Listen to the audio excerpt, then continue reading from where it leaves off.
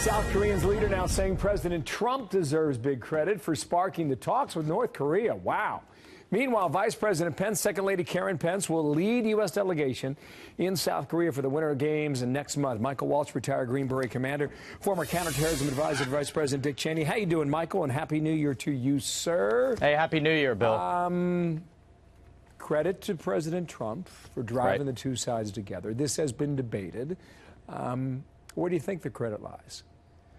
Well, I think President Moon of South Korea is absolutely right. For all the criticism of President Trump for not engaging in diplomacy, we've had multiple rounds of UN sanctions with the Chinese and Russians on board.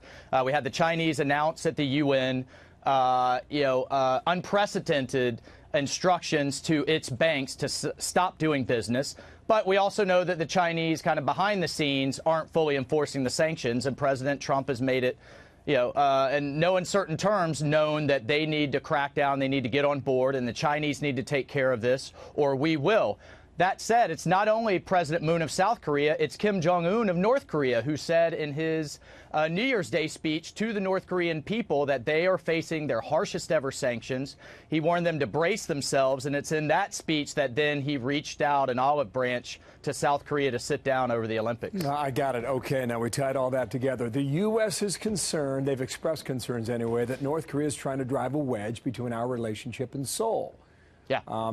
How big of a concern should that be? Well, it's not only the U.S. is concerned, conservatives in South Korea are concerned. North Korea has a long history of dialing up pressure, and right when it gets to, their kind of pain threshold and they start feeling the pain, then they step back, extend an olive branch, sit down for talks, and buy time. That's what they've done for 30 years, and it's one of the reasons where we are where we are. So I'm all for everyone taking a pause in the Olympics.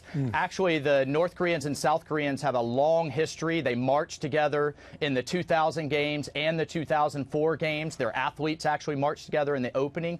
But the day after, we have to resume military exercise, and we have to resume pressure. This maximum pressure campaign is the only way, and it's on China as much as it is on North Korea, that I think we're going to see a non-military resolution to this thing. You make some great points there. A non-military resolution. Okay, optimism I hear. North Korea responded by saying, look, our nuclear weapons, they're not aimed at you, Seoul, South Korea. Yeah. They're not aimed at China. They're not aimed at Russia. It's only at the U.S. In return, the U.S. has now announced the approval of $133 million for anti-ballistic missiles to be shipped to Japan. Tie those two together, Michael.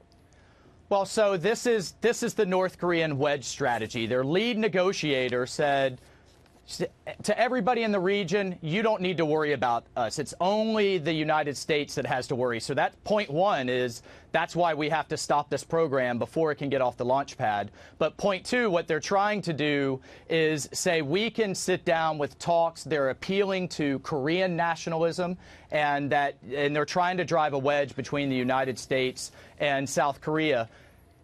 President Moon from South Korea is a progressive. He's from the liberal wing of South Korean politics, and they desperately want some type of resolution. What I'm concerned about is after the Olympics, if we start having talks about extending aid, resuming trade, resuming industrial programs in the North again, that once again the North Koreans are going to use to buy time. All they need at this point is for their engineers to be able to have their warhead re-enter the atmosphere on an ICBM, and they've crossed the finish line. Well, they're buying time right now. That's right. Whether we like it or not. Michael, thank you for your time.